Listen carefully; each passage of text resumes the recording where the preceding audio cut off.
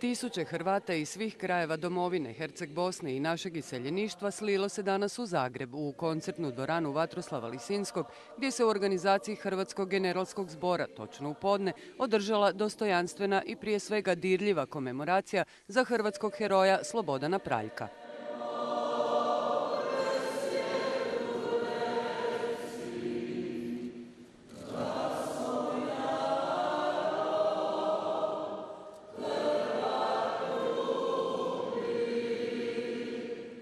Od Praljka su se oprostili suborci, mnogi uglednici i narod. Politika mora sudjelovati u svemu, tako i u ovome, ne bježati od stvarnosti, od činjenica, tako da mislim da je ovdje mjesto svima koji poštivaju sve ono što je stečeno u Domovinskom ratu, a gospodin Praljak je učinio puno. Pa i državnom vrhu. Pa i državnom vrhu, tako.